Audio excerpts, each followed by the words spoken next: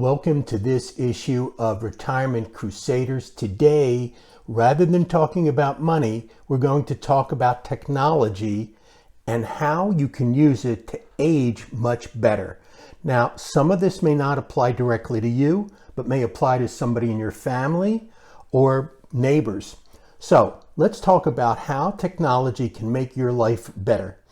Now, some has already come to the forefront, but it came gradually, slowly. You may not have noticed it. For example, 15 years ago, if somebody who was incapacitated or couldn't drive, let's say, needed to go to the doctor, they would have to call a cab and wait, etc. Now there's Uber and Lyft. They show up in 5 minutes. Or what about grocery shopping? 15 years ago, you either went to the store yourself or you had somebody go for you. Now, every supermarket is happy to deliver, or independent companies like Instacart. So, what about visiting the doctor? Well, 15 years ago, you had to get a taxi. If you couldn't drive, get in the taxi, go to the doctor, wait in the doctor's office.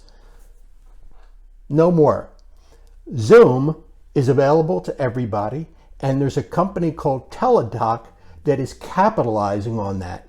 Let me just show you for a second the revenues of Teladoc, which is a company that focuses on connecting patients with doctors over the internet. In 2013, Teladoc had revenues of just about $20 million. Here we are in 2012, revenues $2.4 billion. So as you see, technology is really coming into the forefront and helping people age better. What else is about to happen that will make your life easier or for your relatives or friends? Well, one of the things that affects a lot of people as they age is hearing loss. Now, the Center for Disease Control makes this estimate. About 8.5% of adults aged 55 to 64 in the US have disabling hearing loss.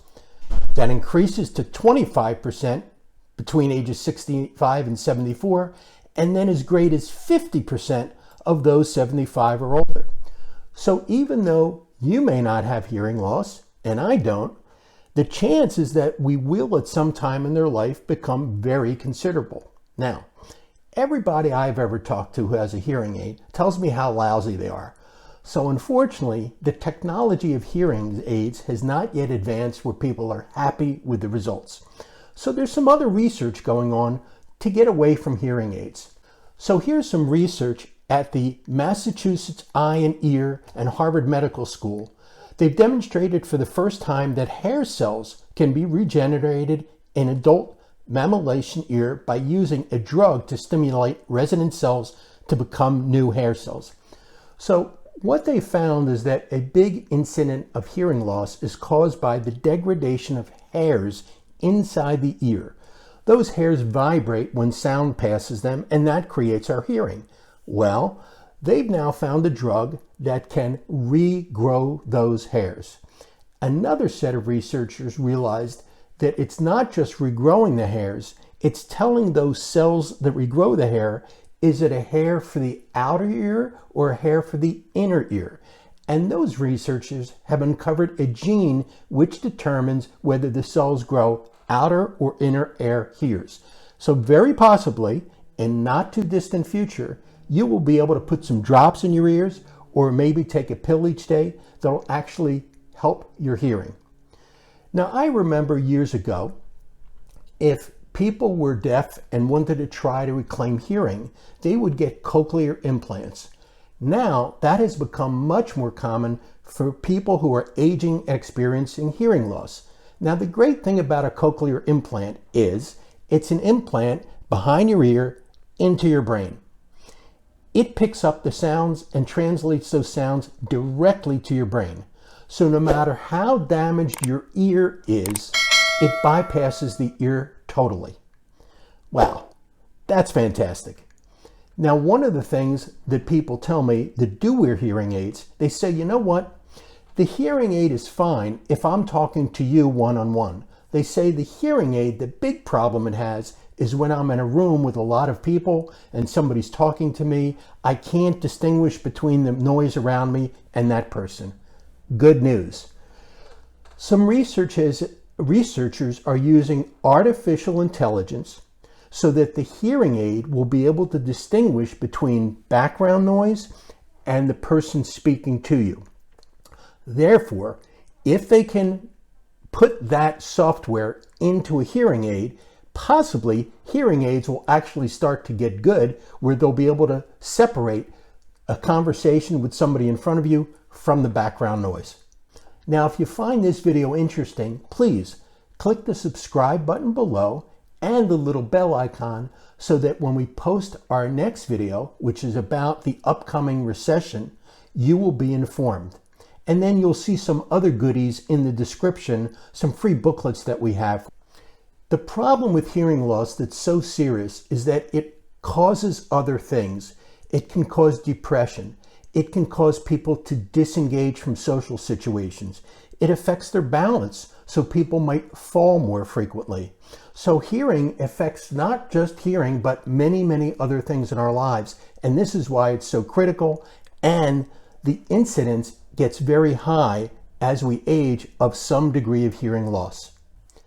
Now let me ask you, your phone can do a lot of things. How long do you think it'll be before you can have a conversation with somebody, and even though you have maybe no hearing, your phone will simply listen to the other person and show on your screen exactly what they're saying? In fact, there's a company now that makes glasses that do that. So people can wear these glasses, it will do the hearing for them, and on their glass screen, it will show what the person is saying.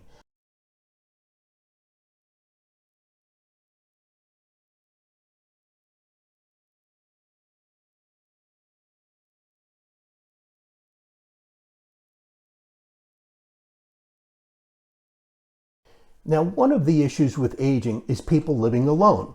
Maybe they never got married or their spouse has passed away and they're living alone and they need assistance.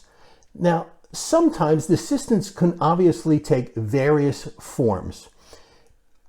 As I said before, obviously somebody who can't drive can now just call an Uber or Lyft. But what if their house is several stairs above the street so that they would have to navigate stairs that they can't navigate on their own? Good news. There's a wheelchair that will go up and down stairs. Let's take a quick look.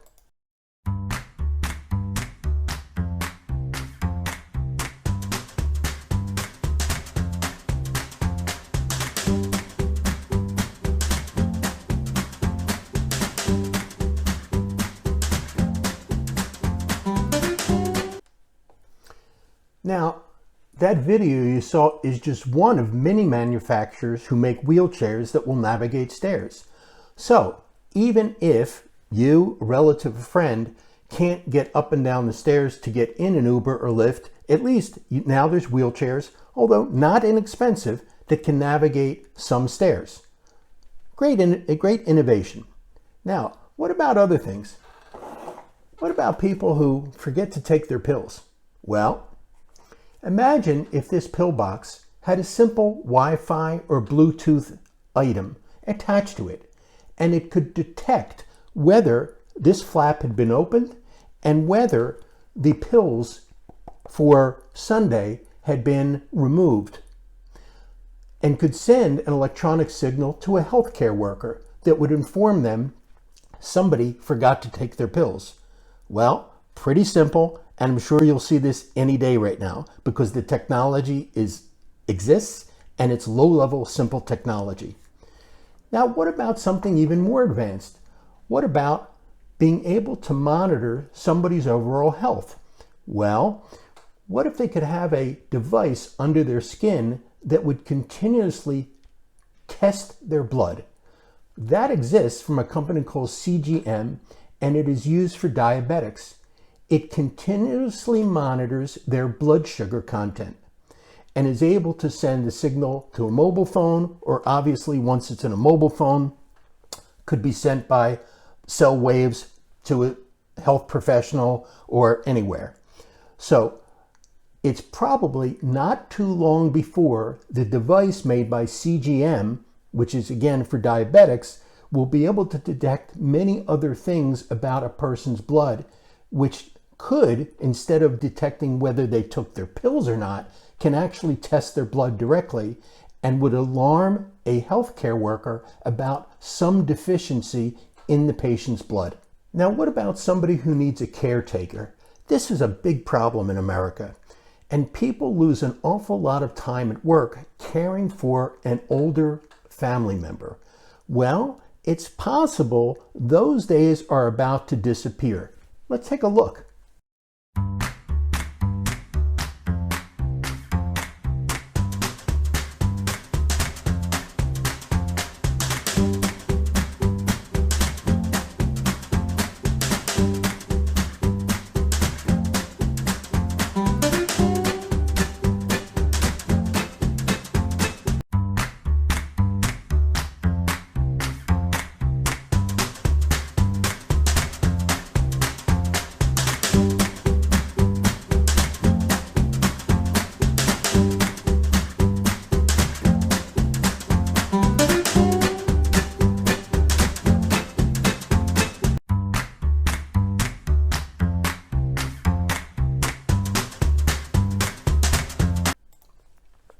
Now, that robot is not readily available to anybody but the wealthy. But how many years do you think it'll take? Remember, 15 years ago, if you wanted to buy an electric car, it would have had to have been custom made and cost you over $200,000. Well, that robot would probably cost you about $230,000. 5 or 10 years from now, those robots will be affordable enough that a lot of people will be able to have them, and quite possibly be able to replace human caretakers because the robot will be able to take instructions. It will probably only be a few years that a robot like that is affordable to many, many more people and will do all the tasks that a human caretaker now does and will not require either the expense of having somebody come into the home each day to do these things, or for a family member to have to take off time from work to care for an elder relative. See you next time on Retirement Crusaders.